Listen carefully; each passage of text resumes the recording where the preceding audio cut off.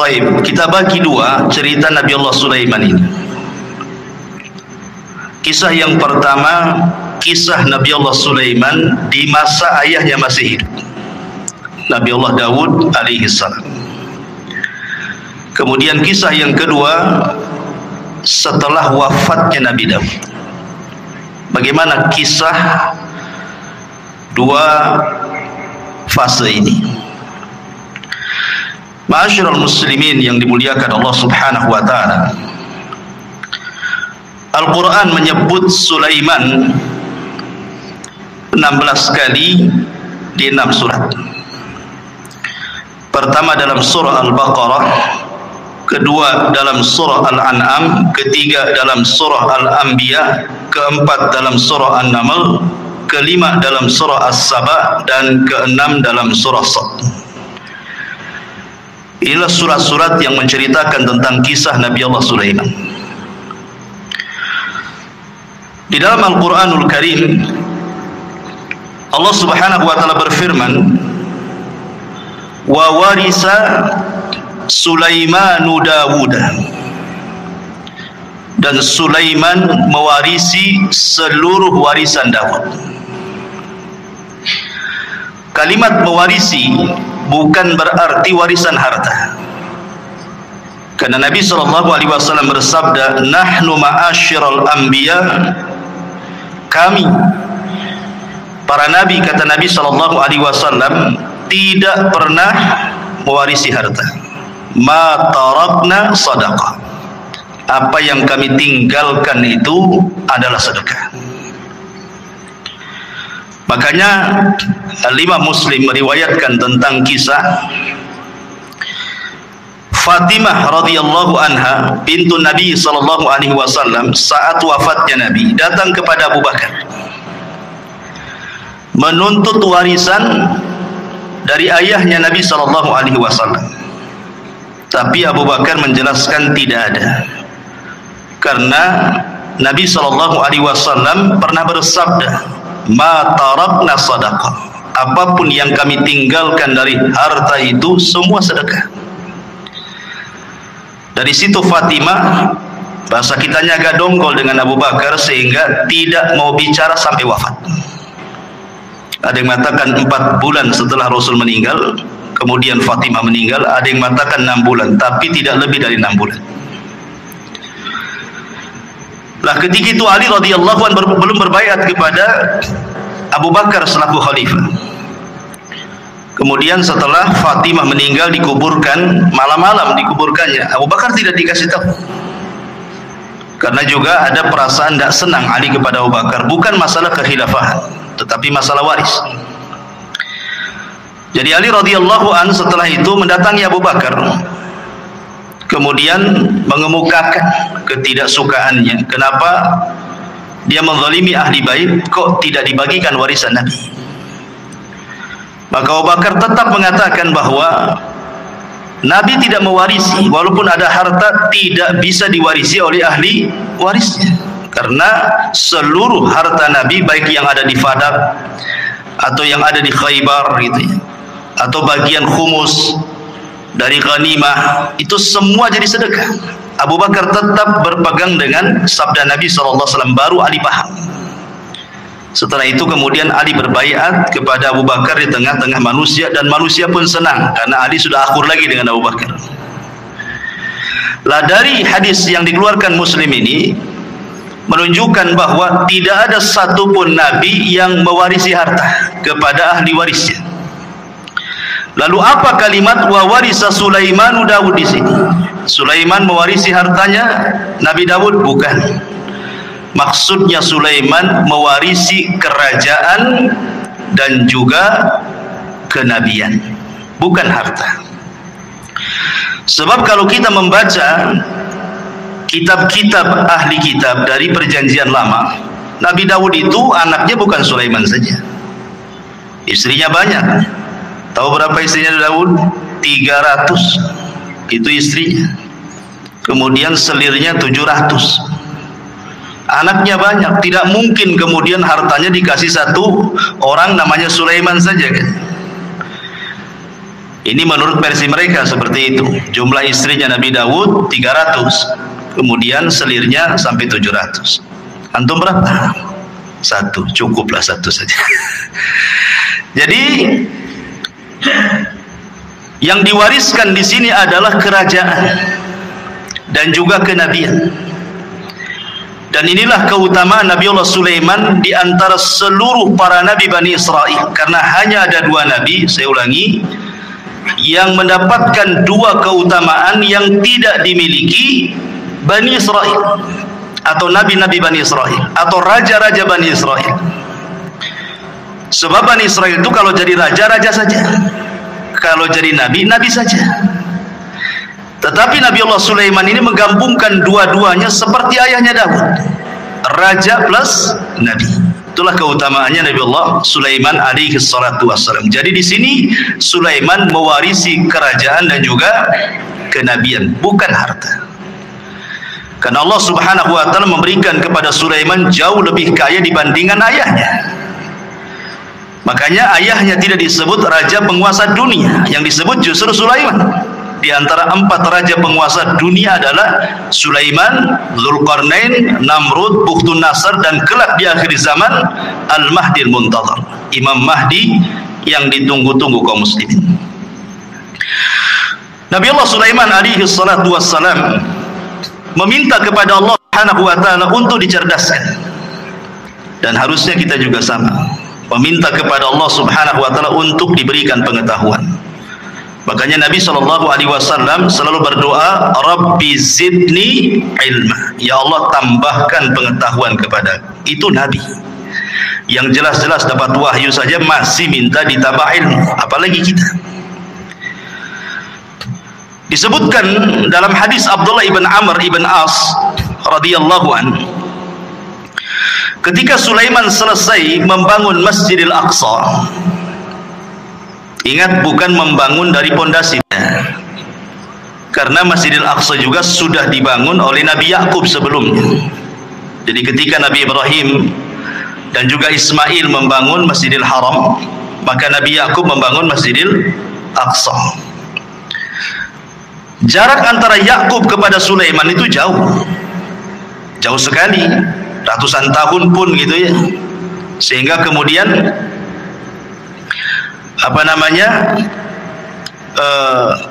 Nabi Allah Sulaiman alaihi salatu wassalam tidak sezaman dengan Nabi Yakub itu. Jadi Nabi Yakub itu bukan Nabi Sulaiman itu bukan membangun dari dasar, tetapi Nabi Sulaiman alaihi salam hanya memperbaharui saja. Dia memperbaharui apa yang sudah ada, kemudian dibuat pondasi, di atas pondasi. Itulah yang disebut dengan Haikal Sulaiman, yang sekarang sedang dicari-cari oleh orang Yahudi.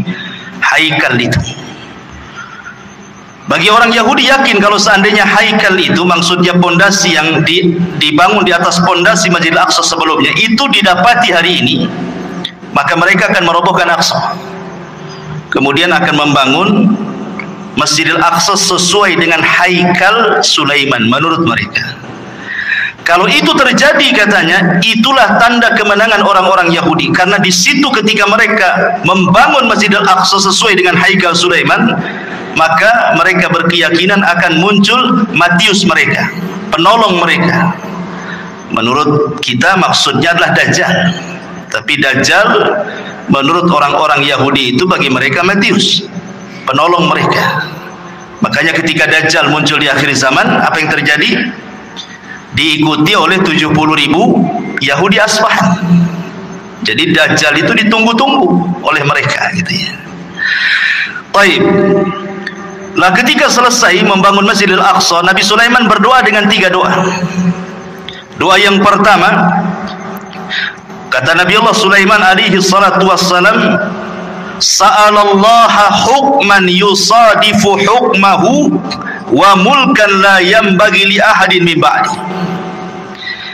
Dia meminta kepahaman kepada Allah agar jangan sampai setiap putusannya ketika dia memutuskan sesuatu kepada Bani Israel kecuali sesuai dengan putusan Allah.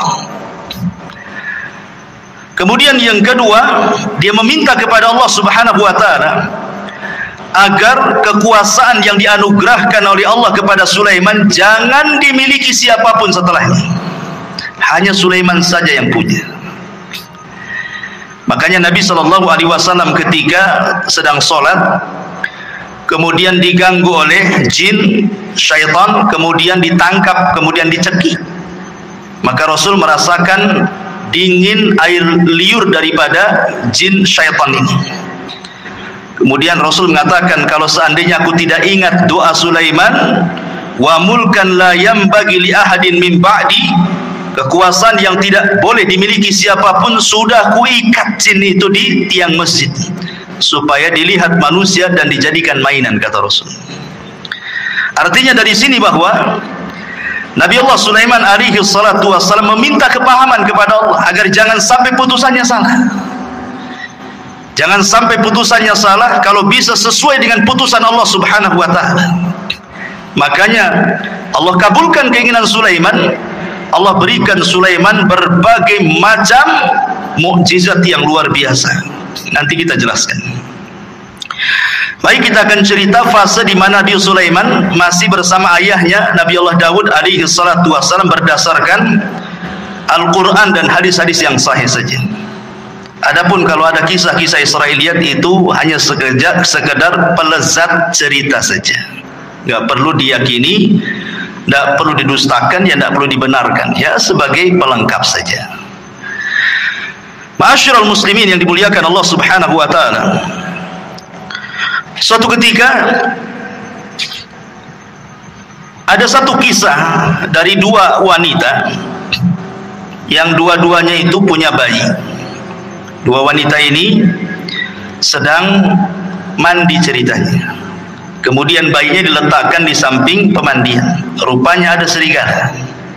Kemudian dimakanlah salah satu bayinya, kemudian dibawa kabur ke hutan. Akhirnya kemudian setelah mandi dua wanita ini, didapati cuma satu bayi. Maka oleh yang paling besar, kakaknya wanita ini, diambil bayi itu dan mengatakan, ini milikku. Kata adiknya, bukan, ini milikku. Akhirnya datanglah kepada Nabi Allah Daud alaihi salam, minta diputuskan ini bayi punya siapa, karena cuma satu masalahnya. Maka Nabi Allah Daud alaihi salatu wassalam tentu dengan ijtihad beliau seorang nabi. Akhirnya Nabi Daud memihak kepada yang memegang bayi, kakaknya, dan mengatakan, itu bayimu, bukan bayi adik. Maka menangislah sang adik ini. Kemudian karena sudah putusan seorang raja, apalagi yang mau dibicarakan? Keluar. Sebelum keluar, Sulaiman masuk. Kemudian mengatakan, wahai ayahku, bisa enggak saya ikut memutuskan perkara ini? Kata ayahnya, silahkan saja. Akhirnya Sulaiman alaihi salatu wassalam kembali memutuskan kes dua wanita ini. Kemudian Sulaiman mengatakan, ambilkan pisau. Orang-orang tercengang, kenapa Sulaiman minta pisau? Kemudian dikatakan, mau apa dengan pisau itu wahai Nabi Allah Sulaiman? Kata Sulaiman, saya ingin belah bayi ini jadi dua, pusar ke bawah dan pusar ke atas. Kan ini kan dua wanita saling mengklaim ini. Biar adil, kita potong aja bayinya jadi dua. Yang pusar ke atas ambil kakaknya, yang pusar ke bawah ambil adiknya. Nah, selesai. Kakaknya mengatakan, kalau itu putusan wahai Sulaiman, silahkan saja. Tapi adiknya membantah, jangan wahai Nabi Allah. Kalau memang engkau hendak membunuh bayi itu dengan cara memutuskan jadi dua, memotong jadi dua, sebaiknya serahkan saja bayi itu kepada kakak saya. Enggak apa-apa, saya tidak punya bayi. Dari sini Sulaiman tahu siapa wanita yang punya rahmat, siapa wanita yang tidak punya rahmat. Kata Sulaiman, itu bayimu, bukan bayi kakakmu. Kenapa? Karena kakaknya tidak ada rahmat. Masa mau dipotong, silahkan saja. Sementara adiknya nggak mau, berarti menunjukkan bayi itu bayi adiknya. Karena biasanya seorang ibu ada keterikatan emosional dengan anaknya, kan? Maka Sulaiman mengatakan, ambil itu bayi. Dari sini Allah mengatakan, wa fahamna Sulaiman, kami berikan kepahaman kepada Sulaiman. Ini satu kisah.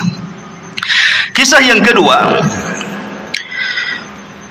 ini disebutkan di dalam Al-Quran surah Al-Anbiya ayat 78. Allah Subhanahu wa taala berfirman, wa Dawud wa Sulaimana idh yahkumani fil harthi idh nafashat fihi ghanamul qaumi wa kunna li hukmihim syahidin. Dan ingatlah kisah Daud dan Sulaiman, kata Allah, ketika keduanya memberikan putusan mengenai ladang, karena ladang itu dirusak oleh kambing-kambing milik kaumnya, dan kami menyaksikan keputusan yang diberikan oleh mereka. Bagaimana kisahnya? Jadi Bani Israel ini, yang satu punya kebun, yang satu punya kambing. Ini kambing-kambing ini tidak dijaga oleh pemiliknya, masuklah ke kebun orang, dirusaknya kebun itu, dimakanlah daun-daunan, ladang-ladang yang baru saja ditanam dirusak, semua dirusak. Namanya kambing gak berakal. Nah, kalau orang suka ngerusak ya kayak kambing ini, gak berakal. Jadi orang ini mengadu kepada Sulaiman, gimana nih kebun saya dirusak oleh kambing-kambing si fulan, katanya. Kata Nabi Allah Daud, kalau gitu datangkan orang yang punya kambing. Didatangkanlah yang punya kambing dengan yang punya kebun di hadapan Nabi Allah Daud. Maka Daud kemudian memberi putusan bahwa yang punya kambing ini harus membayar dengan kambing-kambing dia seharga kebun yang dirusaknya. Pamannya kambingnya 100, kalau seandainya 10 ekor cukup untuk membayar kerusakan itu, ya sudah, kasihkan 10 ekor. Itu putusan Nabi Daud. Maka ketika itu datang Nabi Allah Sulaiman dan juga meminta izin kepada ayahnya, boleh nggak ikut memberikan putusan? Kata ayahnya, silahkan. Maka Nabi Allah Sulaiman memutuskan dengan putusan yang berbeda dengan ayahnya. Apa kata Nabi Sulaiman? Sekarang kambing-kambingmu serahkan ke yang punya kebun. Dia berhak dengan kambing-kambingmu sebagai jaminannya, dan dia boleh mengambil air susunya. Sementara engkau yang punya kambing, kau perbaiki kebunnya sampai sesuai dari sebelumnya, sebelum dirusak. Jadi suruh Nabi Sulaiman tukar-tukaran di sini. Yang punya kebun pegang kambing, yang punya kambing pegang kebun, supaya kebunnya ditanami lagi sampai kesedia kala baru kambingnya diambil lagi sebagai jaminan. Maka di sini keputusan Sulaiman lebih adil dibandingkan keputusan Nabi Allah Daud. Ini dua kisah disebutkan dalam hadis yang sahih dan juga disebutkan di dalam ayat Al-Quran surah Al-Anbiya ayat 79. Taib. Ini diantara dua kisah semasa Nabi Sulaiman bersama Nabi Allah Daud. Kita masuk pada kisah kedua. Bagaimana kisah Nabi Allah Sulaiman alaihi salatu wassalam itu sendiri? Setelah wafatnya Nabi Allah Daud alaihi salatu wassalam, maka Sulaiman menjadi pewaris tahta dan juga pewaris kenabian sama dengan ayahnya. Dan Nabi Allah Sulaiman alaihi salatu wassalam diberikan banyak mukjizat sebagaimana doanya dia. Minta diberikan kerajaan yang tidak diberikan kepada orang setelahnya. Makanya banyak kemudian kehebatan dan kecerdasan Sulaiman yang tidak dimiliki banyak nabi. Di antara mukjizatnya adalah Nabi Allah Sulaiman alaihi salatu wassalam ya tadi diberikan kerajaan dan juga kenabian, dan itu tidak ada di zaman Bani Israel kecuali dia dan ayahnya saja. Tetapi ma'asyiral muslimin yang dimuliakan, kalau memang Nabi Allah Sulaiman diberikan kekayaan yang banyak, bagaimana dengan Nabi kita? Kita bandingkan dengan Nabi SAW. Kita tidak hendak membanding-bandingkan Rasul dengan Sulaiman atau Sulaiman dengan Rasul, tidak. Tetapi kalau ada orang bertanya, berarti kalau begitu Nabi Sulaiman lebih hebat dong dibandingkan Nabi kita. Kan mesti ada yang ngomong begitu nanti kan. Maka kita jawab sebagaimana yang dijelaskan oleh Imam Ibnu Katsir di dalam kitabnya Bidayah wan Nihayah, bahwa Nabi SAW berdasarkan hadis Aisyah dan juga Ibnu Abbas radhiyallahu anhuma, sebelum wafatnya Nabi SAW pernah ditawarkan Allah kunuzul ardi, pembendaharaan bumi oleh Allah. Kalau engkau mau wahai Muhammad, aku berikan pembendaharaan bumi untukmu. Tapi Nabi SAW tidak mau. Bahkan saat wafatnya datang malaikat, kan Jibril datang menawarkan tentang kunuzul ardi, kau tetap diberikan hidup yang panjang kemudian bumi diserahkan kepadamu, ataukah engkau memilih untuk kembali kepada rafiqil a'la di sisi Allah Subhanahu wa taala. Rasul enggan memilih dunia, tapi Rasul memilih meninggal karena ingin berjumpa dengan kawan-kawannya di mana? Di rafiqil a'la. Artinya kalau seandainya Rasul meminta untuk hidup, tentu Rasul pun sama akan diberikan kekayaan yang pernah Allah anugerahkan kepada Sulaiman. Itu maknanya. Ini yang pertama. Kemudian yang kedua, Nabi Allah Sulaiman diberikan mukjizat muhadatsatu ma la yantiq. Nabi Sulaiman itu mampu berbicara dengan makhluk-makhluk Allah yang tidak bisa bicara. Ya, umpamanya dengan batu, dengan pohon dan yang semacamnya.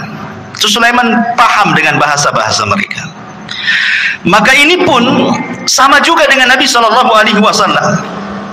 Bahkan Nabi SAW pernah mengatakan, inni la a'rifu hajaran kana yusallimu alayya bi Makkah qabla an ab'atha inni la a'rifuhu al-an.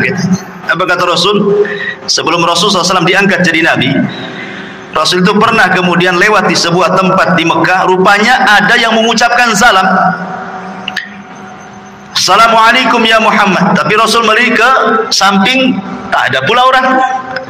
Ya, hanya ada bebatuan dan pepohonan saja kan. Akhirnya kemudian setelah Rasul diangkat jadi Nabi, baru paham bahwa yang mengucapkan salam itu adalah batu dan pepohonan. Dan Rasul mengatakan, aku sekarang tahu di mana hajar ataupun batu yang ketika aku belum diutus jadi Nabi, dia mengucapkan salam kepadaku. Artinya Nabi SAW pun diberikan oleh Allah Subhanahu wa taala mukjizat gitu ya. Bahwa batu-batu, kemudian pohon-pohon juga bertasbih dan mengucapkan salam kepada Nabi sallallahu alaihi wasallam. Bahkan diriwayatkan dari Abi Sufyan dan dia Talha ibn Nafi' dari Anas bin Malik radhiyallahu an, jaa Jibril ila Nabi sallallahu alaihi wasallam dzata yaumin wa huwa jalisun hazinun qad hadaba bid-dima min darbati ba'di ahli Makkah. Jadi suatu ketika Rasul dipukuli ahli Makkah sampai berdarah. Jibril datang untuk menghibur Nabi sallallahu alaihi wasallam. Itulah bagaimana Nabi sallallahu alaihi wasallam luar biasa dalam berdakwah. Di permulaan dakwah sampai dipukuli oleh orang Makkah sampai berdarah juga. Maka Jibril mengatakan, atuhibbu an urika ayat. Jadi Jibril ingin menenangkan kesedihan Rasul. Maukah aku tunjukkan kepadamu kuasa Allah? Maka Rasul mengatakan, na'am, tentu. Fanadhara ila syajaratin min wara'il wadi. Maka kemudian Jibril menatap satu pohon di balik lembah. Faqala, maka Jibril katakan, ud'u tilka syajarata fada'ah. Kau panggil saja pohon itu, maka pohon itu akan tercabut dari akarnya dan akar berjalan dan akan menghadap kamu, katanya. Kemudian Nabi SAW memanggil betul-betul pohon itu, betul-betul pohon itu tercabut dari akarnya, berjalan menghadap Rasul, mengucapkan salam. Kemudian kata Jibril, murha, perintahkan dia untuk kembali. Maka Rasul pun memerintahkan dia untuk kembali. Kata Rasul, hasbi, cukup, katanya. Artinya kalau Nabi SAW mau, semua pohon bisa diperintahkan, ya kan? Kalau mau, umpamanya kalau Nabi SAW mau, bisa saja pohon-pohon itu diperintahkan Nabi SAW. Dan ini mukjizat Rasul. Dan sanadnya, riwayat ini ala syarti Muslim, berdasarkan syarat Imam Muslim. Kemudian yang ketiga di antara mukjizat Nabi Allah Sulaiman, taskhirur riyah sakharahallahu li Sulaiman. Jadi Sulaiman mampu menundukkan angin. Tentu ada sebabnya kenapa Nabi Allah Sulaiman mampu menundukkan angin, ikhwan. Jadi suatu sore Nabi Sulaiman itu, dan itu disebutkan di dalam Al-Qur'anul Karim ketika kita bicara tentang kuda Sulaiman. Jadi Sulaiman itu suka dengan kuda perang. Jadi sore hari itu Sulaiman saking senangnya dengan kuda-kuda itu, karena kan Sulaiman ahlul jihad. Tentu di zaman itu tidak ada kendaraan untuk perang melebihi kuda. Kalau di zaman sekarang ya ada pesawat, ada tank, macam-macam kan itu ya. Kalau zaman dulu ya kuda saja. Itu binatang yang paling hebat di dalam berperang. Makanya Allah bersumpah dalam Al-Quran, wal adiyati ghabha, demi kuda-kuda perang yang mengeluarkan suara terengah-engah. Dan Rasul mengatakan bahwa di ubun-ubun kuda perang itu ada barokah sampai kiamat. Dan Rasul mengatakan 3 olahraga yang disunahkan: berenang, kemudian memanah, kemudian berkuda. Memang kuda itu ada keistimewaan. Dan di akhir zaman nanti perangnya kaum muslimin melawan orang-orang Nasrani itu dengan kuda, karena teknologi sudah tidak ada. Artinya kuda ini berkahnya sampai kiamat. Makanya Sulaiman suka dengan kuda. Jadi suatu sore dia memandang kudanya, mengelus-ngelus kudanya gitu ya. Dan ingat, ada kuda khusus. Sulaiman itu punya kuda, dia punya sayap. Jadi ya ada kuda-kuda biasa, tapi ada khusus kuda Nabi Sulaiman itu bersayap dia. Ya, jadi bisa terbang dengan kuda itu dengan sayap. Dari mana kita tahu kudanya Sulaiman itu bersayap? Dari perkataan Nabi SAW, dari senyumnya Rasul ketika Aisyah radhiyallahu anha masih kecil. Aisyah kan masih kecil, kan usianya masih muda. Jadi suka dengan boneka-boneka. Lah di antara boneka yang di depan Aisyah itu kuda yang bersayap. Jadi Rasul mengatakan, itu kok kuda bersayap, kata Nabi. Masa ada kuda bersayap? Kata Aisyah radhiyallahu mengatakan, bukankah kau tahu bahwa kudanya Sulaiman juga bersayap? Katanya Aisyah. Fadhahikan Nabi SAW. Maka Rasul tersenyum. Ya. Dan Rasul tidak membantah kan, hanya senyum saja kepada Aisyah radhiyallahu anha. Dari sini sebagian ulama beristidlal bahwa ada kuda-kuda Sulaiman itu yang bersayap. Walaupun ada yang membantah bahwa Aisyah ini hanya menukilkan cerita-ceritanya orang-orang Quraisy, dan Rasul juga tersenyum, ya, tidak mengatakan mengiyahkan dan juga tidak mentidakkan. Jadi ada juga yang membantah tidak ada, ya kuda-kuda tidak bersayap. Tapi ada juga yang mengatakan kuda Sulaiman itu ada yang bersayap gitu ya. Jadi saking asiknya dia memandang kuda Sulaiman itu, lupa dia sampai matahari terbenam. Harusnya dia melaksanakan dua rakaat sholat, karena sholat itu sudah ada sejak zaman dulu. Lihat Zakaria, wa huwa yusalli fil mihrab, dia sedang sholat di mihrab, menunjukkan para nabi sholat. Ya. Jadi sampai terbenam matahari lupa sholat dia. Setelah terbenam baru ingat sholat. Menyesal Sulaiman. Maka disebutkan di dalam Al-Quranul Karim tentang kisah Nabi Sulaiman ini, idh urida alaihi bil ashi as-safinatul jiyad. Ingatlah ketika pada satu sore dipertunjukkan kepada Sulaiman kuda-kuda yang jinak tetapi sangat cepat larinya. Faqala, maka Allah katakan, inni ahbabtu hubbal khair, menghikayatkan perkataan Sulaiman. Maka dia berkata, sesungguhnya aku menyukai segala yang baik dari kuda, tetapi an dzikri rabbi hatta tawarat bil hijab, yang membuat aku ingat akan kebesaran Tuhanku sampai matahari terbenam. Maka Sulaiman lupa tidak sholat. Ketika dia lupa tidak sholat, dia menyesal. Maka keesokan harinya apa kata Sulaiman? Urudduha alayya fatafika mashan bisuq wal a'naq. Bawalah semua kuda-kuda itu kembali kepadaku. Lalu dia, ada yang mengatakan dalam tafsirnya, memotong kaki dan leher kuda itu, menyembelihnya. Jadi ada dua riwayat, ada dua penafsiran ulama. Ada yang mengatakan Sulaiman tidak menyembelih kuda, karena mustahil, apa salah kuda, kenapa disembelih? Sulaiman yang ngusap saja, kemudian disuruh jauhkan dia dariku.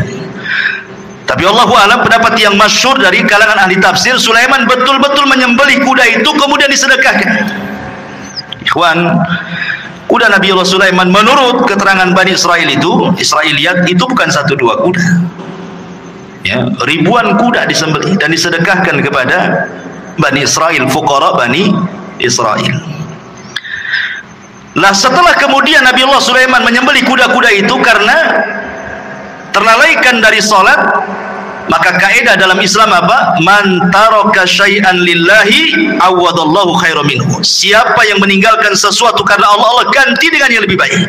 Ketika Sulaiman meninggalkan kuda-kuda itu karena Allah, karena melalaikan dia dari sholat, Allah ganti yang lebih baik. Apa itu? Allah tundukkan angin. Jadi Sulaiman itu kalau berperang, dia membuat semacam papan kayu-kayu besar gelondongan gitu, kemudian diikat-ikat. Jadilah macam perahu. Ya. Jadi kalau Sulaiman itu mau pergi kemana saja, naik saja dia di atas perahunya. Apa yang perlu dibawa, kuda atau pasukan apa, nanti dia suruh angin untuk mengangkatnya, tinggal pergi. Lebih enak kan, naik kuda kan. Makanya disebutkan dalam Al-Quran itu, kalau kuda itu mampu berjalan 1 bulan, cuman setengah, pagi berangkat, sore sudah sampai. Kalau naik kuda, sebulan perjalanan. Dan itu berarti Allah berikan yang jauh lebih baik dibandingkan kuda. Itulah sebabnya ditaklukkan angin kepada Nabi Allah Sulaiman alaihi salatu wassalam. Taib. Bagaimana dengan Nabi sallallahu alaihi wasallam? Apa keutamaan yang mungkin setara dengan ditundukkan angin kepada Nabi Allah Sulaiman? Maka Imam Ibnu Katsir rahimahullahu taala menyebutkan beberapa perbandingan. Beliau mengatakan, amma taskhirur riyah li Sulaiman faqad qala Allahu fi sya'nil ahzab. Kalau memang Sulaiman ditundukkan angin sehingga mudah untuk berperang melawan musuh-musuhnya, maka Rasul pun diberikan oleh Allah Azza wa Jalla dengan mukjizat yang sama yang dicantumkan dalam surah Al-Ahzab. Ya ayyuhalladzina amanu uzkuru ni'matallah alaikum id ja'akum junudun fa arsalna alaihim rihan wa junudan lam tarawha. Wahai orang-orang yang beriman, ingatlah nikmat Allah atas kalian ketika kami datangkan tentara-tentara kami, kata Allah, dalam bentuk angin, dan juga tentara-tentara yang tidak dilihat, maksudnya malaikat. Ya. Jadi kalau Sulaiman untuk berperang mereka atau dia dan juga pasukannya dibawa oleh angin, maka Allah Subhanahu wa taala juga memberikan mukjizat, tentara-tentara Allah membantu Rasulullah, termasuk angin dan juga para malaikat. Makanya ada istilah nusirtu bis sabah wa uhlikatil adu bid-dabur, kata Rasul. Aku ditolong dengan angin pagi dan kaum Ad dihancurkan dengan angin sore. Makanya sepanjang sejarah Nabi SAW tidak berperang. Kalau menyerbu sebuah kaum, tidak pernah menyerbu siang, sore atau malam. Maka Rasul akan menyerbu di waktu subuh. Kalau terdengar azan, Rasul tidak menyerbu, menunjukkan daerah itu daerah Islam. Dari sini istidlalnya para ulama membedakan negeri Islam dengan negeri kafir itu dari suara azan. Jangan seperti orang-orang yang terpaham radikal membedakan negara Islam dengan negara kafir itu dari segi undang-undang. Undang-undang kita ini mengacu kepada Belanda, Taugut. Negara kita kan negara Taugut nih, kayak dia aja yang Muslim tuh. Ya. Bukan itu yang membedakan negara Islam dengan negara kafir. Kalau dalam negara itu banyak saut-sautan adzan, berarti negara Islam tuh. Kalau ada sebagian negara kita memang tidak sesuai dengan apa yang diturunkan Allah dan Rasulnya, ini bukan pembeda bahwa negara itu dikatakan negara taugut seperti negara kita ini. Ini bukan negara taugut. Ya. Kita ini negara Islam, walaupun sebagian undang-undangnya tidak mengacu kepada Islam. Kenapa? Berdalil dengan hadis tadi.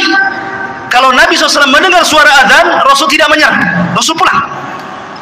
Tapi kalau Rasul tidak mendengar suara adzan, berarti negeri kafir itu diserang sama Nabi. Berarti kalau masih dengar suara adzan bersaut-saut, apalagi negeri kita luar biasa, bukan dari masjid saja, musola besar, sampai ringtone handphone pun suara azan, apalagi gitu ya. Masyarul muslimin yang dimuliakan Allah Azza wa Jalla. Kembali, jadi Nabi SAW juga dikuasakan angin oleh Allah sehingga menghancurkan perang Ahzab itu, perang luar biasa, ikhwan. Bayangkan Nabi dikepung, namanya Ahzab. Ahzab itu kelompok-kelompok. Siapa kelompok-kelompok ini? Orang kafir Quraisy bergabung dengan orang-orang Yahudi, bergabung dengan orang-orang suku-suku Arab yang benci dengan Nabi, bergabung dengan orang munafik dari dalam lagi. Kalau bukan karena Allah, kalah Nabi itu. Tapi Allah utus angin, kemudian menghempas tenda-tenda, menakutkan kuda-kuda mereka sehingga pada kabur semuanya, sehingga habis perbekalan mereka, kendaraan mereka nggak ada, pulang tunggang langgang, menang dalam perang Ahzab. Ya. Baik, kemudian juga dalam perang Badar 314 melawan 1000 lebih tentara. Rasul pun tidak punya pengalaman perang. Sahabat yang dibawa pun bukan sahabat pilihan, karena dalam perang Badar itu tidak ada tuntutan sahabat ikut, karena memang tujuannya bukan perang, tujuannya mau mengambil hartanya Abi Sufyan yang dari Syam menuju ke Mekah. Untuk apa? Sebagai pengambil hak. Dulu mereka hijrah ke Madinah, hartanya diambil orang Quraisy. Sekarang orang Quraisy lagi dagang tuh, maka dagangannya mau diambil sebagai ganti apa yang sudah mereka ambil. Rupanya Abu Sufyan cerdas pula, ngirim Zomzom supaya memberitahu Abu Jahal bahwa dia akan diserang. Abu Jahal menyiapkan pasukan 1000. Rupanya terjadi perang Badar. Jadi perang Badar ini perang yang tak terduga masalahnya. Tetapi sampai Nabi ketakutan, takut kalah. Maka di malam harinya dia istighosah di samping Abu Bakar dan mengatakan, Allahumma intahlik hadhil isabah falan tu'bad abada. Ya Allah, kalau kau hancurkan kelompok yang sedikit ini, nggak ada lagi yang menyembah kamu di permukaan bumi, katanya. Allah menangkan 314 melawan 1000. Allah menangkan. Siapa yang Allah menangkan? Kaum muslimin. Dengan apa? Diutusnya oleh Allah 5.000 malaikat. 5.000 malaikat diutus. Kalau Sulaiman menggunakan tentara jin, tetapi Rasulullah SAW diutus oleh Allah bi 5.000 minal malaika. 5.000 malaikat turun dipimpin Jibril menggunakan kuda namanya Kaidum. Kudanya Jibril itu namanya Kaidum. Kaidum Haizum. Haizum namanya. Ya, siapa kuda Jibril? Haizum. Kaidum Haizum. Ya, sambil memacu kudanya. Sebentar saja kalah orang musyrik itu. Ya. Taib, masyarul muslimin yang dimuliakan Allah Azza wa Jalla. Ini mukjizat Nabi Sulaiman. Kemudian mukjizat Nabi Sulaiman yang lain, taskhirul jin. Bisa menundukkan jin. Dan itu disebutkan di dalam Al-Qur'anul Karim, wa minal jinni man ya'malu baina yadayhi bi'idni rabbih wa man yazik minhum an amrina nudhikhu min adzabis sa'ir ya'maluna lahu ma yasha' min mahariba wa tamasila wa jifanil kal jawab wa qudurir rasiyat. Dan sebagian jin yang bekerja di hadapan Sulaiman, di bawah kekuasaan Sulaiman dengan izin Allah, dan siapa yang menyimpang di antara mereka kalangan jin dari perintah kami, kami rasakan kepada mereka azab neraka yang apinya menyala-nyala. Maka para jin bekerja untuk Sulaiman sesuai dengan apa yang dikehendakinya. Di antaranya membuat gedung-gedung tinggi, patung-patung, piring-piring besar seperti kolam dan periuk-periuk yang tetap berada di tungkunya. Jadi membuat periuk besar, kuali yang tidak bisa diangkat kecuali jin. Saking besarnya kuali itu untuk masak. Ya. Bahkan sebagian mereka dirantai jin-jin itu. Karena ada jin-jin itu yang mereka tidak nurut, makanya perlu dirantai dan diawasi. Ya, kalau punya proyek Sulaiman itu membuat gedung-gedung besar, maka Sulaiman akan duduk mulai dari terbit sampai terbenam matahari. Bagaimana jin itu bekerja? Sehina itulah jin di mata Sulaiman. Ya, karena itu mukjizatnya Sulaiman bisa menundukkan jin. Baik. Masyarul muslimin yang dimuliakan Allah Azza wa Jalla, maka Nabi SAW pun sebenarnya kalau tidak teringat dengan doa Sulaiman, tentu dia pun bisa menundukkan jin, kan itu. Kan tadi sudah saya ceritakan, Rasul ketika sholat diganggu oleh syaitan, ada yang mengatakan iblis, langsung iblis yang mengganggu. Kemudian dicekik oleh Nabi. Kemudian dia meniatkan untuk mengikat di tiang masjid. Kemudian Rasul teringat dengan doa Sulaiman. Wa mulkan la yambagi li ahadin min ba'di. Bahwa tidak boleh ada orang yang punya kekuasaan sepeninggalku. Ketika Rasul ingat ini, Rasul melepasnya. Ya. Artinya bahwa Nabi SAW juga bisa menundukkan atas izin Allah Subhanahu wa Ta'ala kalau Rasul mau, kan gitu. Tapi Rasul teringat doanya Nabi Sulaiman, makanya Rasul kemudian melepaskan. Dan ini juga di antara mukjizat Nabi SAW. Lebih-lebih kalau di bulan Ramadan, apa yang terjadi? Sufidati syayatin. Ya, Nabi SAW diberikan kabar gembira oleh Allah Subhanahu wa Ta'ala, idza ja'akum Ramadan futihat abwabul jannah wa ghuliqat abwabun niran wa sufidati syayatin. Pintu surga dibuka, pintu neraka ditutup, setan-setan diikat semua. Ditundukkan oleh Allah Subhanahu wa Ta'ala untuk nabinya apabila datang bulan Ramadan. Ya. Kemudian juga di antara mukjizat Nabi Allah Sulaiman adalah fahmu lughatil hayawan. Sulaiman paham dengan bahasa binatang. Contoh ketika Nabi Sulaiman ini menyiapkan pasukan besar untuk menyerang. kemudian lewat ke sebuah lembah. Di lembah itu ada pasukan semut. Tiba-tiba kemudian salah satu semut atau pimpinan semut mengatakan, "Ya ayyatuhan namlu dukhulu masakinakum la yakhtimannakum Sulaiman wa junuduhu wa hum la yash'urun." Hei pasukan semut, kata pimpinannya, segera kalian masuk ke rumah-rumah kalian. Sebentar lagi Sulaiman dan pasukannya mau datang. Jangan sampai menginjak kalian kemudian mati dan mereka tidak sadar. Lihat husnudhonnya semut kepada Sulaiman dengan kalimat tidak sadar. Artinya kalau kalian terinjak itu bukan karena kesalahan mereka, karena mereka tidak sadar menginjak kalian, itu maksudnya. Itulah husnudhonnya binatang. Binatang aja bisa husnudhon sama orang. Kita ini suudon saja sama orang gitu, nggak ada husnudonnya. Ini juga kemudian Sulaiman mendengar dari kejauhan, dia paham bahasa semut. Apa yang terjadi ketika Sulaiman mendengar pimpinan semut ngomong begitu? Fatabassama dhahikan min qauliha. Sulaiman tersenyum, habis itu tertawa lebar karena paham dengan ucapannya. Kemudian Sulaiman karena diberikan anugerah seperti itu, dia bersyukur. Apa doanya? Rabbi auzi'ni an ashkura ni'mataka allati an'amta alai wa ala walidai wa an a'mala salihan tardah wa adkhilni bi rahmatika fi ibadika salihin. Ya Rabb, anugerahkan kepadaku agar aku tetap bersyukur akan nikmat-Mu. Diberikan anugerah mampu memahami bahasa hewan, gitu ya. Yang telah Engkau berikan nikmat kepadaku dan nikmat kepada kedua orang tuaku, dan aku agar aku bisa beramal saleh supaya Engkau redha dan Engkau masukkan aku dengan rahmat-Mu termasuk hamba-hamba-Mu yang saleh. Subhanallah. Manusia sekaya Sulaiman, manusia sehebat Sulaiman, manusia yang kekuasaannya sampai separuh dunia, masih mengatakan, saya bersyukur akan nikmat-Mu kepadaku. Ini pelajaran bagi orang-orang kaya, ya. Sekaya apa sih Anda dengan Sulaiman itu? Sekaya apa? Berapa uang di rekeningnya Anda itu? Berapa mobil yang Anda punya? Berapa rumah yang Anda punya itu? Tapi kenapa kemudian persis seperti yang difirmankan Allah, kalla innal insana la yatgha an ra'ahus taghna. Ternyata kekayaan itu sirru tughyan, rahasia bejatnya orang. Kata Allah, sekali-kali jangan seperti itu. Terkadang ada orang yang melampaui batas ketika Allah bukakan kekayaan kepadanya. Sulaiman masih bersyukur. Beda pula dengan Qarun. Qarun malah mengatakan apa? Innama utitu min ilmin indi. Enak saja kau mau ngambil zakatku. Dia ngomong sama utusannya Nabi Musa itu. Enak saja kau mau mengambil zakatku, katanya. Ini harta aku yang dapat. Sama sekali Qarun tidak menasabkan harta itu kepada Allah, sehingga Allah katakan wa khassafna bihi wa bidarihil ardh. Kami tenggelamkan si Qarun dan seluruh harta-hartanya ke dasar bumi. Jadilah kalau sekarang nemu harta dikit-dikit harta Qarun, harta Qarun, nemu dompet aja harta Qarun, semua harta Qarun, ya. Intinya bahwa di sini ada pelajaran besar.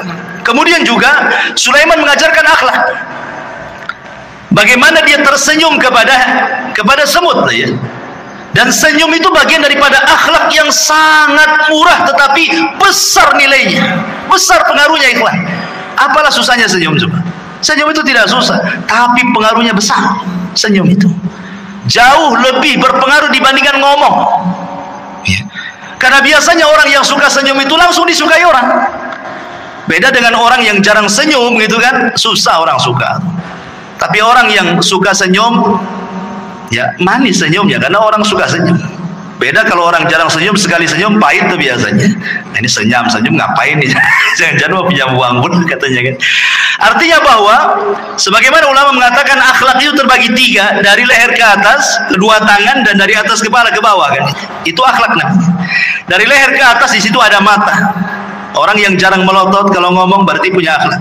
Orang yang jarang mengeluarkan kata-kata kotor kecuali santun, maka itu berakhlak. Telinganya tidak mendengar kecuali yang dibolehkan dia mendengar. Hidungnya tidak mencium kecuali yang dibolehkan dicium. Senyumnya selalu tersebar.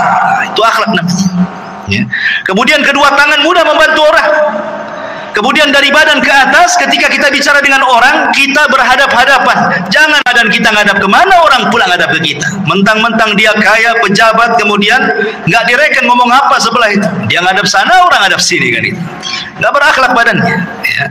Jadi itu akhlak namanya. Sulaiman mengajarkan akhlak. Fatabassam, dia pun senyum. Dan Rasul mengatakan tabassumuka li akhika sadaqah. Senyum kamu kepada saudaramu itu sedekah. Coba bayangkan, kalau antum senyum ketemu orang senyum, berapalah sedekah.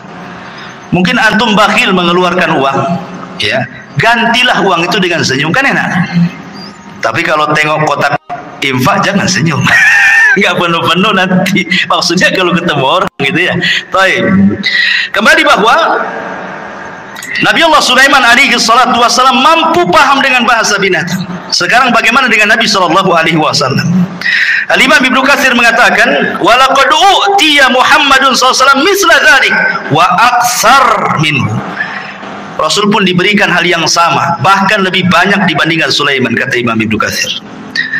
Faqad taqaddam dzakarna li kalamil bahaim was-siba wal haninil jad'i wa ragha'il ba'ir wa kalamil syajari wa tasbihil hasa wal hajari wa du'aihi iyahu ila akhir perkataan Ibnu Katsir. Saya contohkan beberapa kisah. Pertama, kisah Abi Sa'id Al-Khudri radhiyallahu anhu.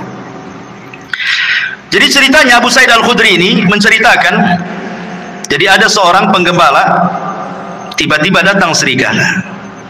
Penggembala datang serigala, diambillah satu kambing itu, dibawa kabur ke hutan, dikejar sama yang punya kambing. Akhirnya direbut lagi dari serigala itu. Tiba-tiba serigalanya bisa bicara. Apa kata serigala ini? Ala tattaqillah, tidakkah kau bertakwa kepada Allah? Tanzi'u minni rizqan saqahullahu alayya. Kata serigala, tidakkah kau bertakwa kepada Allah, wahai penggembala? Kau sudah merebut rizki yang Allah anugerahkan kepada kau, kau ambil lagi katanya. Kagetlah ini penggembala kambing. Kok serigala bisa bicara kan itu ya?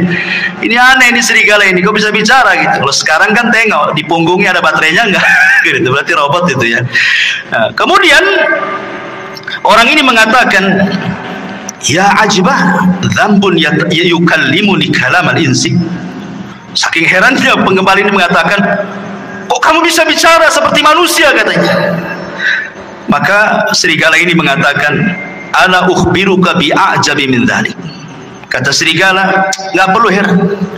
Mau nggak aku habarkan dengan yang lebih ajaib dibandingkan ini, kata serigala ini. Apa itu?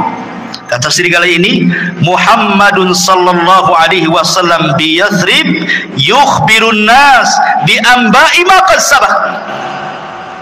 Kamu tahu orang namanya Muhammad yang ada di Yathrib, kata serigala itu.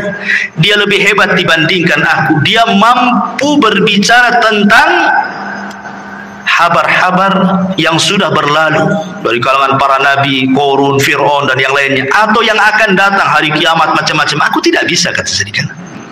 Akhirnya kemudian seorang ra'il ghanam ini akhirnya datang menemui Nabi, masuk Islam. Kemudian dia menceritakan tentang serigala yang bicara itu ke hadapan Nabi sallallahu alaihi wasallam. Maka kata Rasul, sadaq, serigala itu benar katanya. Walladzi nafsi Muhammadin biyadihi la taqumus saah hatta yukallimus siba'al insan.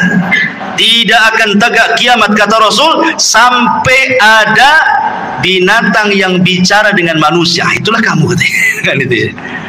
Jadi sanadnya adalah syarti sahih, dan hadis ini disahihkan oleh Imam Al-Baihaqi.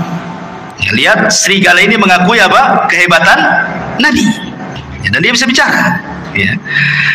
Kemudian juga diriwayatkan dari Safinah maula Rasul. Rasul itu punya pembantu namanya Safinah. Pembantu Rasul banyak, salah satunya Safinah namanya. Jadi Safinah ini suatu ketika dia sedang safar, naik perahu. Qadar Allah, perahunya dihempas ombak, akhirnya hancur perahunya, berantakan. Tetapi Allah takdirkan dia selamat dengan satu kayu yang sisanya itu dia ngambang sampai dibawa ke antah berantah. Tiba-tiba dia nyasar di sebuah pulau. Ketika terbangun, tiba-tiba ada singa di hadapannya. Fawajada fihal asad, ada singa di hadapannya. Faqala lahu, Maka si Safinah ini ketakutan dengan singa itu. Singa, dia pun lagi lelah, baru saja terdampar, nggak punya tenaga, mau lari gimana? Sementara singa sudah di hadapannya. Berteriaklah Safinah ini, apa teriakannya? Dia mengatakan, ini, kata Safinah ini, sesungguhnya aku adalah sahabat Nabi Sallallahu Alaihi Wasallam. Ini Safinah maula Rasulillah. Aku Safinah pembantu Rasulullah, aku sahabat Rasul, katanya. Tiba-tiba menjinaklah singa ini.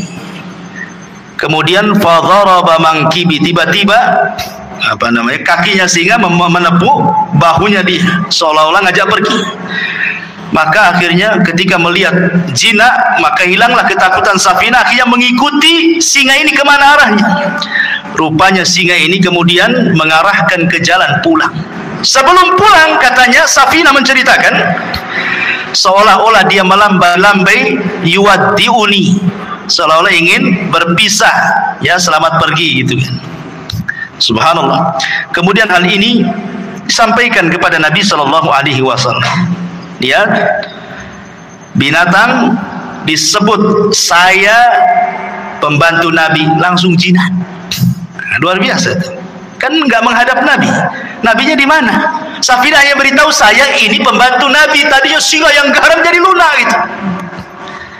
Tapi antum jangan praktekkan. Masuk ke kandang singa, saya umat Nabi, apa nggak diterkam? Ya. Jadi ini menunjukkan ikhwatul fillah muliakan Allah Azza wa Jalla, bagaimana singa itu tunduk dengan hanya ucapan saya adalah khadimun Nabi. Luar biasa, ya. Ini juga disebutkan Imam Ibnu Katsir dalam kitabnya Al-Bidayah wa Nihayah. Kemudian juga disebutkan dari Abdurrahman ibn Abdullah ibn Mas'ud, dari bapaknya, dia mengatakan, kunna ma'a Rasulillah SAW fi safarin famararna bi syajaratin fiha farha hamratan fa'akhadnahuma. Kata Abdurrahman ibn Abdullah ibn Mas'ud, dari bapaknya, dia berkata, kami pernah safar bersama Rasul dalam peperangan. Tiba-tiba kami ini melihat ada burung cantik di atas pohon, cantik sekali. Kemudian naiklah salah seorang kami, diambilnya telurnya itu, diambil telur burung itu. Tiba-tiba fa'ajat al-hamrah ila Rasulillah sallallahu alaihi wasallam, maka induknya datang burung ini, kemudian menghadap Nabi sallallahu alaihi wasallam, seolah-olah dia menceritakan bahwa ada kehilangan telurnya ini.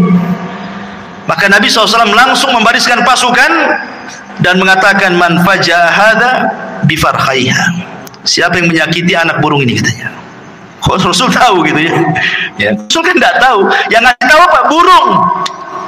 Melapor kepada Nabi Shallallahu Alaihi Wasallam. Maka Rasul mengatakan, rudduhuma, balikan anaknya. Kemudian dalam riwayat, rudduhu rahmatan biha, kembalikan. Kalian harus punya kasih sayang. Ya. Sahabat mengembalikan.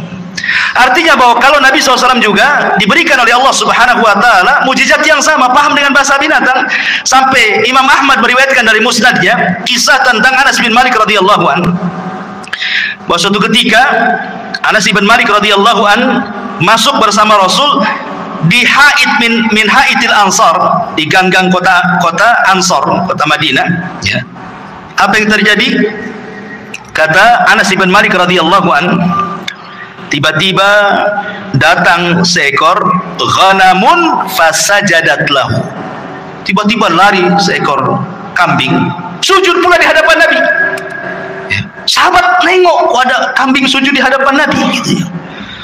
Maka faqala Abu Bakar mengatakan, Rasul, kalau kambing yang tidak berakal ini sujud, harusnya kami yang sujud, katanya. Tapi Rasulullah mengatakan, la yambagi an yasjuda ahadun li ahadin walau kana yambagi li ahadin an yasjuda li ahadin la amartul mar'an tasjuda li zawjiha. Enggak boleh.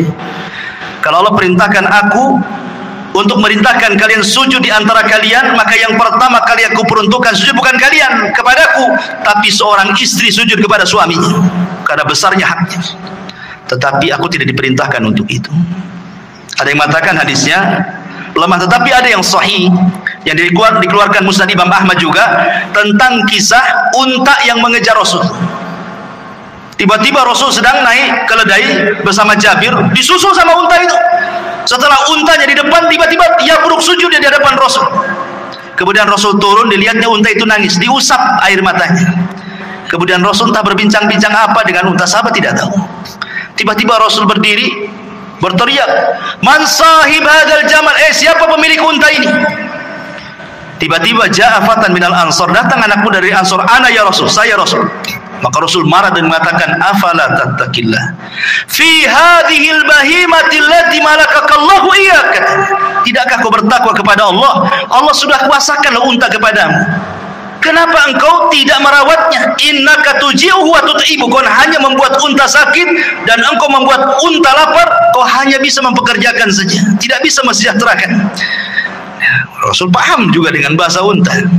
Ya, ini mukjizat, artinya kalau Sulaiman juga paham dengan bahasa semut dan binatang-binatang yang Rasul pun sama, bahkan lebih kata Ibnu Katsir dibandingkan Nabi Allah Sulaiman alaihi salatu wassalam. Kemudian juga yang lainnya diantara Sulaiman isalatun nuhas, mampu mencairkan tembaga persis seperti bapaknya. Kan bapaknya itu kan bisa membuat baju besi kan, tanpa harus dibakar, dikasih pandu besi. Nah, Sulaiman juga seolah-olah tangannya panas, besi tinggal dikual-kual, bila baju besi. Makanya Allah mengatakan, wa arsalna lahu ainal qitar, kami alirkan cairan tembaga bagi Sulaiman. Artinya Sulaiman mampu untuk membuat baju besi cukup dengan tangannya, persis seperti mukjizat bapaknya Nabi Allah Daud alaihi salatu wassalam. Ini diantara mukjizat-mukjizat yang Allah Subhanahu wa taala anugerahkan kepada Sulaiman. Ada satu kisah dari Abu Hurairah radhiyallahu anhu. Hadis ini dikeluarkan Imam Ahmad dan disahihkan oleh Imam Hakim, walaupun ada sebagian melemahkan. Jadi suatu ketika kharaja Sulaiman alaihi salam tasqi fara'a namlatan mustalqiyatan ala dhahriha rafi'atan qawami'aha ila sama.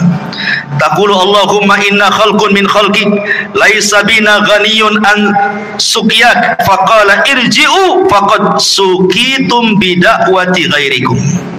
Jadi Sulaiman ini kan waktu itu terjadi pacaklik di Bani Israel. Nah, hujan lama, enggak turun-turun hujan. Jadi Sulaiman mau pasukan untuk sholat istisqa di lapangan.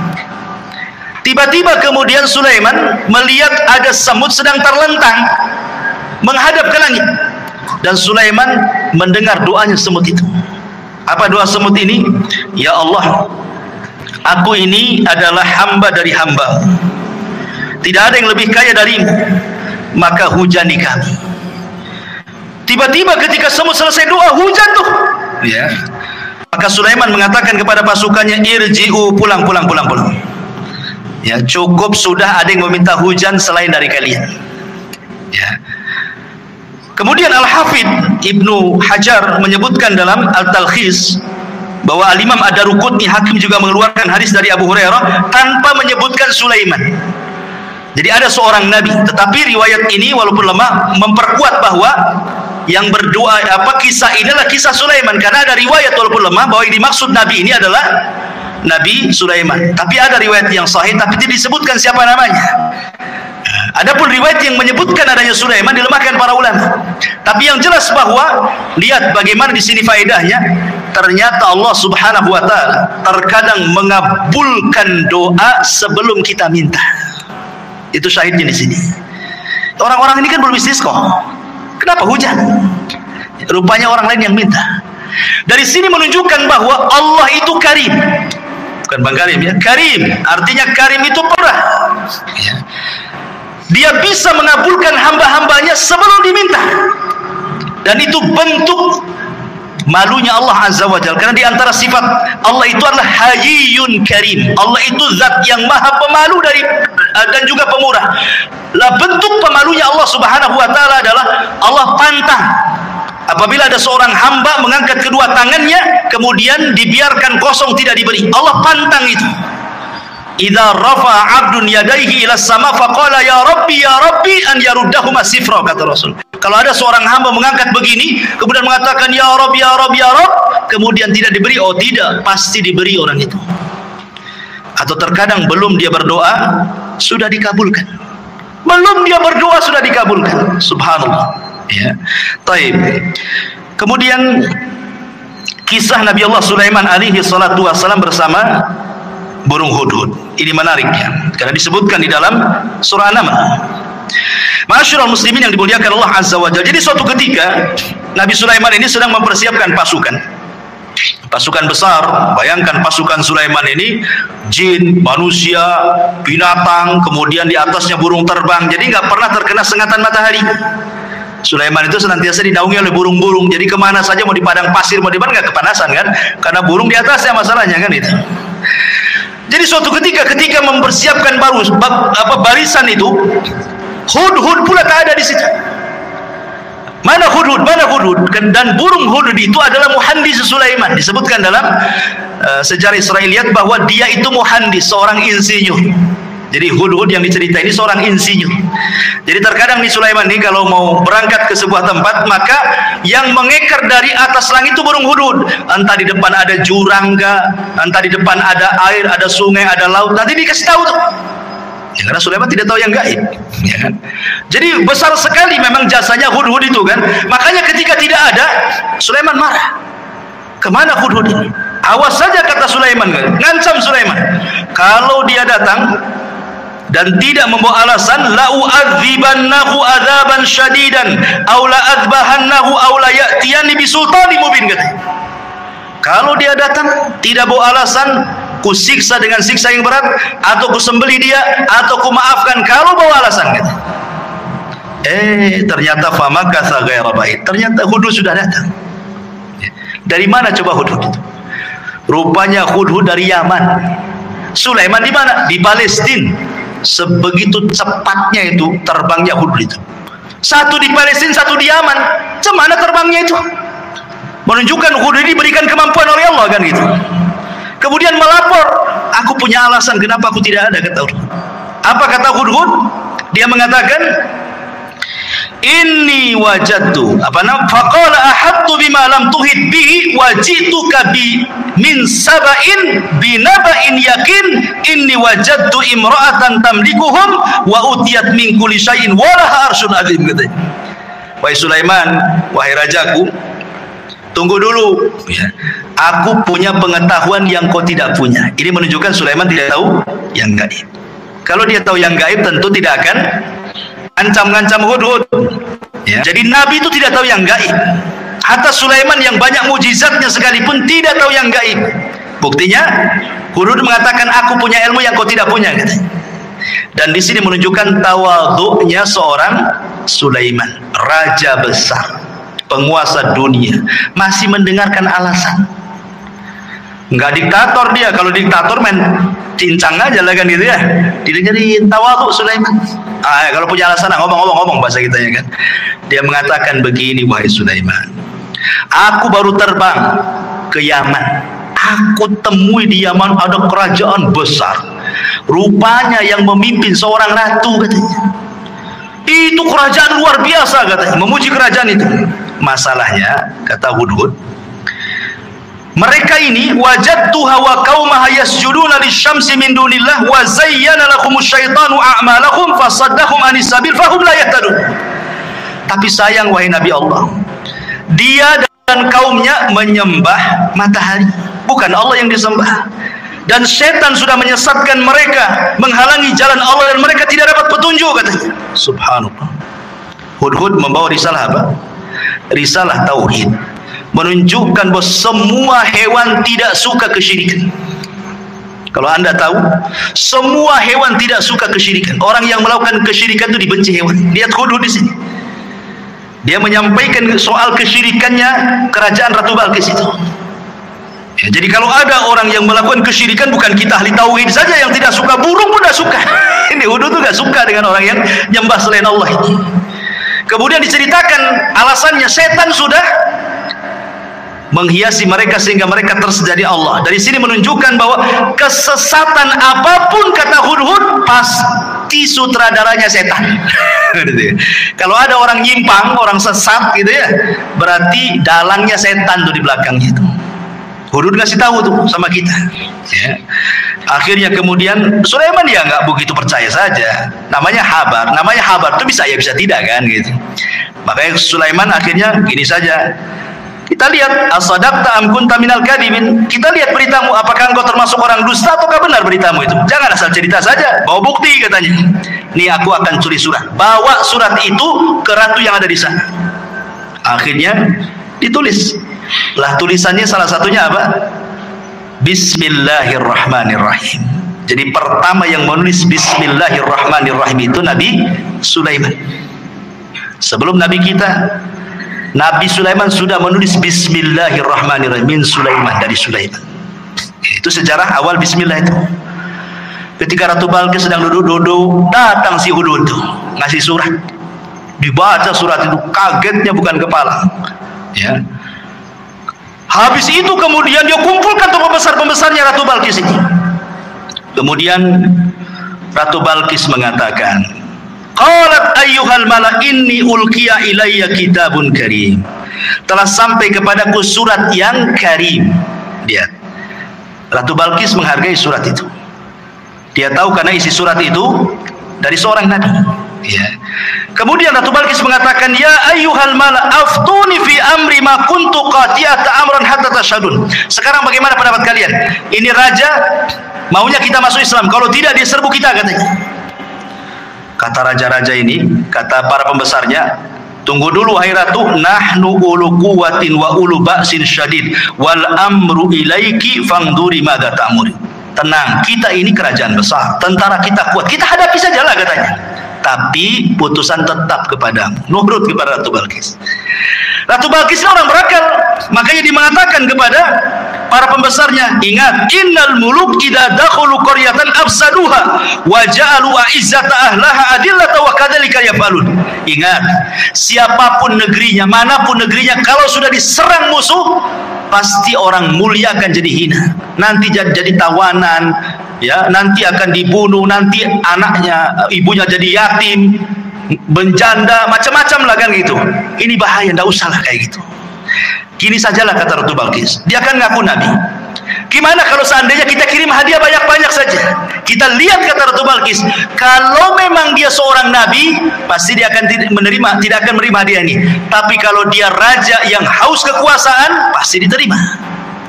Kita lihat nabi atau bukan katanya. Itu cerdasnya Ratu Balqis itu. Dikirim hadiah banyak-banyak. Ya. Ketika kemudian Sulaiman mendapatkan hadiah itu, Sulaiman mengatakan, qala atumiddunani bimal fama atani Allah khairun mimma atakum bal antum bihadiyatikum tafrahun. Kata Sulaiman, enak saja kalian kirim hadiah katanya. Aku sudah punya semuanya, yang aku miliki, yang Allah berikan itu jauh lebih baik daripada yang engkau miliki, kata Sulaiman. Dia, Sulaiman selalu menasabkan kepada Allah di sini. Apa kata dia? Atumidduni bimali fama atani Allah. Ini bahasanya. Yang Allah berikan kepadaku, kata Sulaiman, jauh lebih baik dibandingkan yang Allah berikan kepada kalian, hai Balqis katanya. Begitulah seorang muslim, harusnya apapun nikmat sekecil apapun nasabkan ini dari Allah gitu maksudnya. Ini Sulaiman orang kaya, penguasa, tapi masih menasabkan kepada Allah terus kan gitu. Kita sudah kere, sudah miskin, ini uang saya, enak saja suruh sedekah kan. Masyaallah muslimin yang dimuliakan Allah Azza wa Jalla. Akhirnya kemudian Ratu Balqis sedikit ngeper juga, ternyata seorang nabi, karena Sulaiman sudah tahu siapa dia kan itu ya. Dan Sulaiman tahu bahwa Ratu Balqis akan masuk Islam. Dari mana taunya? Dari akalnya yang cerdas. Dia tidak mau perang, malah ngirim hadiah. Jadi Sulaiman mengira-ngira ini pasti dapat hidayah wanita ini. Makanya kemudian Sulaiman akhirnya apa? Punya siasat, dikumpulkannya pasukannya, jinnya, orang soleh dikumpulkan. Apa kata Sulaiman? Sebelum si Balqis datang ke sini, baiknya istananya kita pindahkan dari Yaman ke sini katanya. Siapa yang bisa mindahkan istananya Ratu Balqis ke hadapanku, kata Sulaiman. Akhirnya qala ifritun minal jin, bangunlah jin ifrit. Ifrit itu di bawahnya iblis ya. Di bawahnya ifrit ada namanya Marodah yang diikat di bulan Ramadan itu. Apa kata jin ifrit? Ana atika bihi qabla an taquma min maqamik. Aku bisa mendatangkan istana itu wahai Sulaiman sebelum kau bangkit dari tempat dudukmu di singgasanamu itu. Menunjukkan bahwa jin punya kekuatan, bisa memindahkan sebuah istana kan, bisa dipindah. Apalagi mindah uang di celengan, paling mudah itu ya. Kalau antum punya uang di celengan kok hilang, jangan-jangan dipindah ifrit. Pas dicek tak ada lubang, betul lah dipindah jin. Tapi kalau ada lubang itu bukan jin yang mindah, orang rumah itu yang mindah. Baik. Jadi akhirnya Ifrit mengatakan, perintahkan aku saja, sebelum kau bangkit istana sudah sampai di sini. Qala alladhi indahu ilmun minal kitab. Tiba-tiba seorang yang mempunyai ilmu dari kitab berkata, ana atika bihi qabla an yartadda ilaika tarfuk. Kalau aku tidak, wahai Sulaiman, perintahkan aku saja sebelum matamu berkedip sudah sampai istana itu. Terjadi silang pendapat, siapa orang ini? Kok sakti kali dibandingkan Ifrit nih? Ada 4 penafsiran para ulama. Ada yang mengatakan bahwa dia adalah Jibril. Jibril turun dan mengatakan, saya akan mindahkan. Penafsiran yang kedua, ini Ifrit tapi yang muslim, yang satunya kafir, yang mengatakan sebelum kau bangkit itu adalah Ifrit kafir. Tetapi yang mengatakan sebelum berkedip ini Ifritnya muslim. Itu satu penafsiran yang lain. Penafsiran yang ketiga, Sulaiman sendiri yang ngomong begitu. Aku bisa memindahkan sekejap sebelum aku berkedip sudah sampai. Tapi pendapat yang masyhur dari kalangan para ulama bahwa yang memindahkanlah seorang laki-laki yang bernama Asif ibnu Barkhiyah. Asif pakai shad, Asif ibnu Barkhiyah, dialah orang kepercayaannya Nabi Musa yang diajar, yang mampu menguasai Ismul A'zam, nama-nama Allah yang agung. Kalau dalam Islam itu ada namanya Asmaul Husna. Di antara Asmaul Husna itu ada namanya Ismul A'zam. Menjadi perselisihan para ulama, Ismul A'zam dalam Asmaul Husna itu apa? Ada yang mengatakan Al-Hayyu, ada yang mengatakan Al-Qayyum, ada yang mengatakan Allah. Wallahu a'lam. Pokoknya tidak tahu mana yang satu. Kalau antum berdoa membaca Asmaul Husna 99 itu, insya Allah doa antum dikabulkan, karena pasti akan membaca Ismul A'zam. Salah satu dari 99 yang kita tidak tahu yang mana satu itu Ismul A'zam itu. Nah, kalau berdoa cobalah baca semua itu Asmaul Husna itu. Boleh jadi pas dengan Ismul A'zam, karena kan disembunyikan yang mana satu kita tidak tahu. Lah Asif bin Barkhiyah ini menguasai Ismul A'zam. Makanya kemudian dia berdoa kepada Allah sebelum berkedip istana sudah sampai. Seorang-orangnya juga keangkut di istana itu. Bayangkan. Ratu Balkis datang ke hadapan Sulaiman. Kata Sulaiman, sebelum Balkis masuk ke istana, kita robah dikit katanya. Masih kenal nggak dengan istana gitu? Apa yang dirobah? Tehelnya. Keramiknya dirubah, dibuat apa? Dibuat kaca. Ya. Karena kan di istana dipindah, diletakkan di lautan, masalah istana itu. Kan bawahnya air tuh. Dikasih kaca. Jadi seolah-olah kalau nginjak itu nginjak air gitu. Jadi kata Ratu Balkis kepada Sulaiman kepada Balkis, betul nggak istana? Kayaknya iya, kayaknya tidak katanya. Dia ragu-ragu deh. Iya ke tidak kan itu? Kalau tengok bangunannya iya, tapi kok isinya beda kan itu ya. Makanya sempat disebutkan dalam Quran ini, Balkis ini sampai kemudian menyingkap pakaiannya, khawatir terkena air, padahal itu kaca tuh. Ya. Dari situlah dia melihat kehebatan Sulaiman. Akhirnya Ratu Balkis mengatakan perkataan menunjukkan dia masuk Islam, wa aslamtu ma'as Sulaiman lillahi rabbil alamin. Maka Balkis mengatakan, aku sekarang masuk Islam bersama Sulaiman. Dia masuk Islam akhirnya. Tapi menjadi perselisihan apakah Balkis ini menjadi istri Sulaiman atau tidak, itu menjadi khilaf ulama. Ada yang mengatakan jadi istrinya, ada yang mengatakan tidak. Wallahu a'lam. Tidak ada riwayatnya. Karena Sulaiman ini juga istrinya banyak. Ada dalam sebuah hadis yang sahih, jadi suatu malam Sulaiman itu diberikan kekuatan mampu menggauli istrinya. Istrinya 100 ikhwan. Ada yang mengatakan yang 60 istri sahnya, yang 40 selirnya. Ya. Jadi semuanya 100. Kata Sulaiman, malam ini bernazar ingin menggauli semua istrinya dalam satu malam. 100 wanita digauli satu malam. Kalau nggak punya kekuatan, tengkleng lantum tuh. Ini kan khusus para nabi. Nabi itu diberikan kekuatan oleh Allah. Sulaiman diberikan kekuatan itu. Kemudian Sulaiman bernazar, aku ingin gauli dalam satu malam ini semua istri-istriku, dan aku berdoa kepada Allah setiap istriku mengandung punya anak, dan kujadikan semuanya tentara di jalan Allah untuk berperang. Itu Sulaiman. Itu nadarnya. Rupanya Sulaiman lupa membaca insya Allah. Harusnya dia mengatakan insya Allah, karena masyiah itu tetap milik Allah. Kalau kita berkehendak, Allah tidak mungkin terjadi. Allah berkehendak, kita tidak, pasti terjadi. Itu semua kaidah seperti itu. Harusnya Sulaiman mengucapkan insya Allah. Maka malam itu digilir semua istri-istrinya. Rupanya tidak ada yang mengandung kecuali satu. ketika melahirkan separuh manusia separuh bukan, tidak punya kaki, puntung kakinya ke atas, ya nggak punya kaki, ya. Itulah makanya kenapa walaupun dia seorang nabi, tetap masyiah itu milik Allah, kehendak itu milik Allah. Makanya penting mengucapkan insya Allah, apapun mengucapkan insya Allah. Mau datang besok insya Allah, datanglah insya Allah. Tolonglah datang insya Allah. Oh, kayaknya orang sekarang kalau bilang insya Allah ragu-ragu tuh. Padahal insya Allah itu maksudnya mengaitkan kejadian kepada Allah, karena Allah yang berkehendak. Walaupun kita sudah yakin besok akan datang, yang namanya kehendak milik Allah ternyata ketabrak, ternyata ada masalah, ternyata macet, kan nggak jadi juga kan gitu ya. Makanya setiap apapun gantungkan kepada Allah Subhanahu wa taala. Untuk terakhir karena waktu juga. Jadi sebelum wafatnya Nabiullah Sulaiman alaihi salatu wassalam, ada satu kisah juga yang menarik di sini tentang kisah seorang petani. Ya, belum saya ceritakan. Jadi suatu ketika ada seorang petani, dia berangan-angan ingin mendapatkan kekuasaan seperti yang dimiliki oleh Sulaiman. Akhirnya kemudian angin itu tiba-tiba kemudian memberitahu Sulaiman bahwa ada orang yang berangan-angan ingin seperti dia. Angin yang menceritakan kepada Sulaiman. Maka Sulaiman pun datang kemudian menemui petani itu dan mengatakan, wahai petani, janganlah kau berangan-angan sesuatu yang kau tidak mampu. Jangan. Ya, dan di sini juga ada bahwa berdoa itu sesuai dengan kemampuan.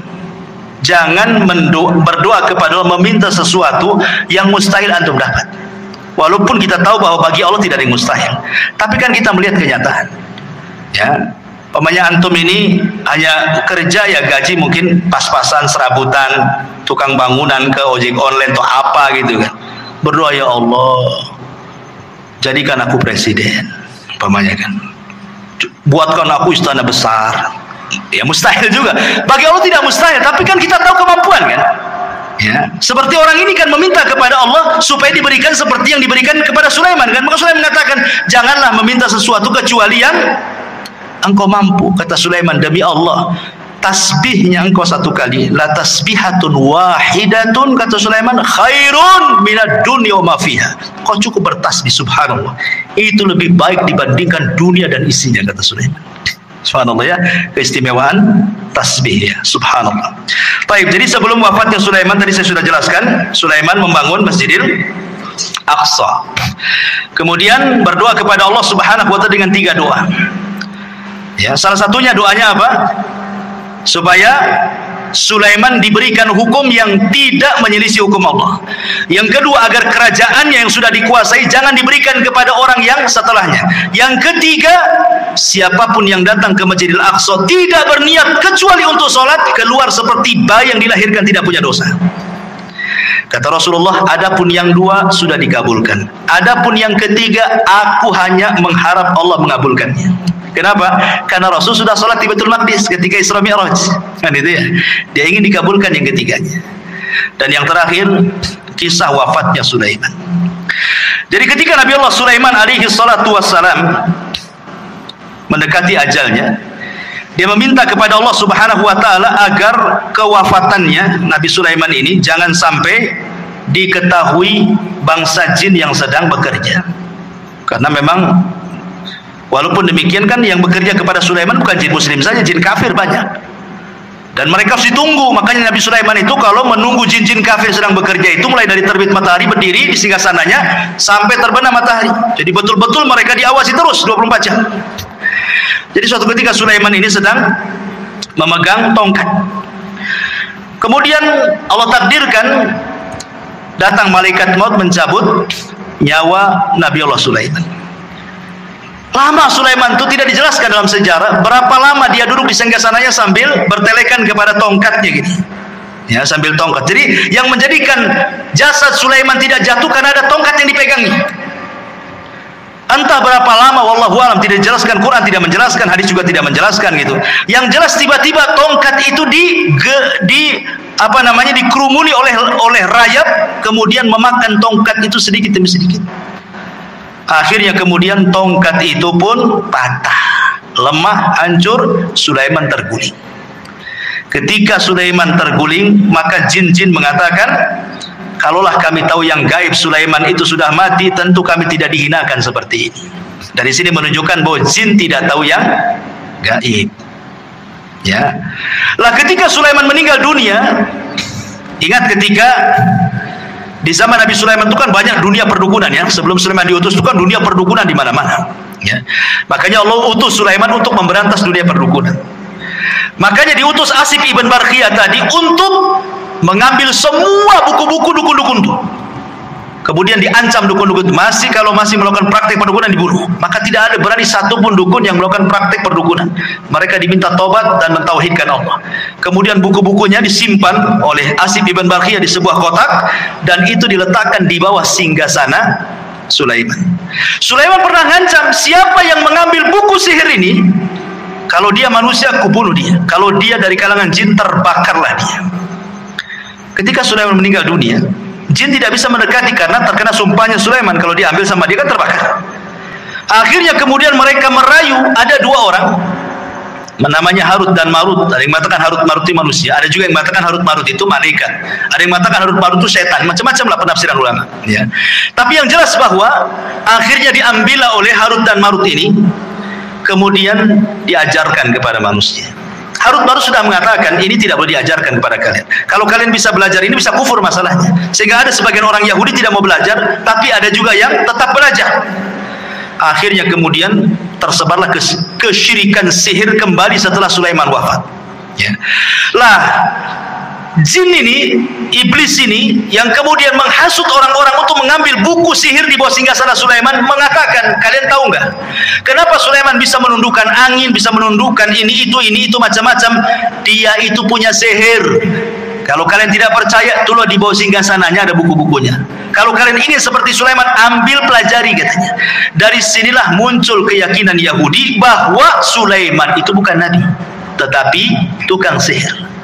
Makanya di zaman Nabi SAW ketika Rasul kemudian memuji Sulaiman, menjelaskan tentang mukjizat-mukjizat Sulaiman, orang-orang Yahudi Madinah tidak terima dan mengatakan Sulaiman bukan Nabi, Sulaiman itu penyihir. Ketika itulah turun surah Al-Baqarah 102, wattaba'u ma tatlu syayatin ala mulki Sulaiman wa ma kafara Sulaiman walakinna syayatina kafaru yu'allimuna an-nasa sihra ila akhiril ayat. Dan mereka mengikuti apa yang dibacakan oleh setan-setan di zaman kerajaan Sulaiman. Sulaiman tidak kafir, artinya Sulaiman tidak mengajarkan sihir. Lalu siapa yang mengajarkan sihir itu? Setan-setan itulah yang mengajarkan sihir. Jadi kita katakan bahwa Sulaiman itu nabi, tapi orang Yahudi mengatakan dia sihir, penyihir. Nauzubillah. Makanya Allah turunkan wattaba'u ma tatlu syayatin ala mulki Sulaiman wa ma kafara Sulaiman walakinna syayatina kafaru yu'allimuna an-nasa sihra wa ma unzila 'alal malakaini bi Babila Harut wa Marut. Wallahu alam. Kisah Harut Marut panjang, tidak perlu dikisahkan, di lain kesempatan saja. Ini diantara kisah singkat dari Nabi Allah Sulaiman. Wallahu alam. Mudah-mudahan ada manfaatnya. Subhanaka wa bihamdika asyhadu an la ilaha illa anta astaghfiruka wa atubu ilaik. Allahu ta'ala alam. Assalamualaikum warahmatullahi wabarakatuh.